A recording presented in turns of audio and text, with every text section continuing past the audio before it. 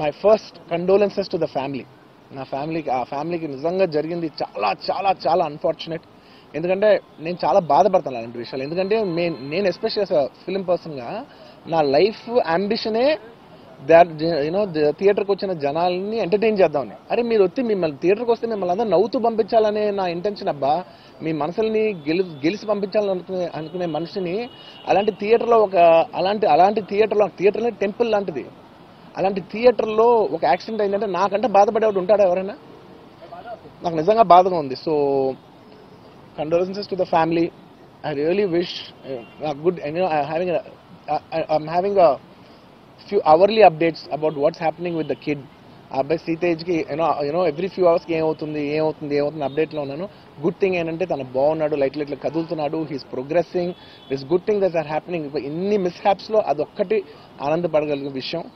And main reason ఇవాళ ఈ press meet పెట్టడానికి మెయిన్ రీజన్ అంటే, ప్లీజ్ నేను ఎవరిని బ్లేమ్ చేయట్లేదు.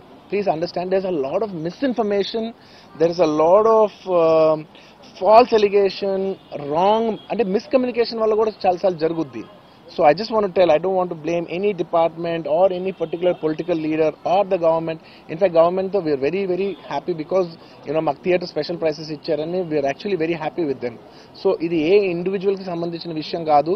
I just want to address everybody that there's a lot of misinformation. నేను ఇలా బిహేవ్ చేశాను, నేను అలా అన్నాను, నేను ఇలా చేశాను అనేది రాంగ్ ఎలిగేషన్స్ పడేసరికి I'm feeling extremely, how do you say, అంతే extreme. It's humiliating and character assassination. నేను 20 ఏళ్ళుగా నేను ఎప్పుడు ఇలాంటి ఇష్యూలో 20 ఏళ్ళుగా నన్ను చూస్తున్నారు కదా, నేను ఎప్పుడైనా ఇలా చేస్తానా, ఇలా అంటానా, ఇలా మాట్లాడగలనా? అలా అన్నప్పుడు చాలా బాధ వేస్తుంది. ఎందుకంటే ఓకే అది ఫ్లోలో చెప్పచ్చులే, అది ఇట్స్ ఓకే. ఎనీవేస్ జరిగిందంతా మాత్రం చాలా, there is a lot of wrong information going on, there is a lot of misinformation, lot of false allegation.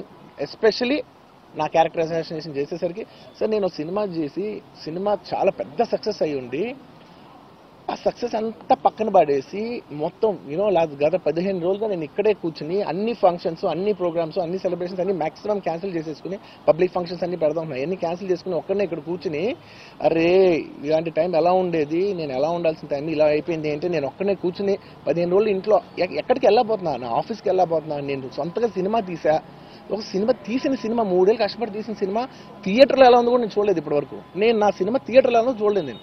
And that's my biggest education. మీరు రాబోయే సినిమాలు నేను ఎలా తీయాలి, it's my learning curve.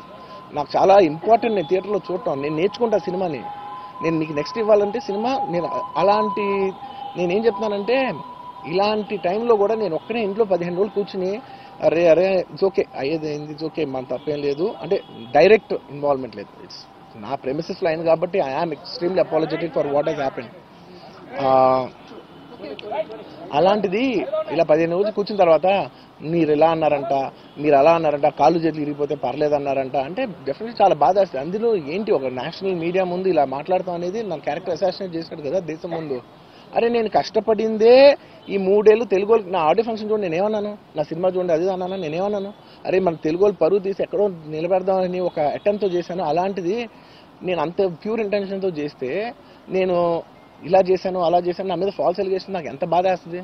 This is personally I mean to nobody, I respect everybody. నేను అసలు ఇదేం personal attack కాదు, ఏమీ కాదు. నేను జస్ట్ నా గురించి ఫామ్ అవుతున్న ఇన్ఫర్మేషన్ పీపుల్కి చెప్దామని, దట్ ఇలా జరుగుతుంది, ఇది నిజం కాదు, దయచేసి అర్థం చేసుకోమని చెప్పడానికి. అండ్ ఒక సిరీస్ ఆఫ్ ఈవెంట్స్లా చెప్తాను జరిగిన విషయం. ఏమంటే జరిగిన విషయం చాలా అన్ఫార్చునేట్. నేను గత 3 ఏళ్ళుగా ఈ సినిమా థియేటర్లో చూస్తేనే నాకు తెలుస్తుంది. అంటే నేను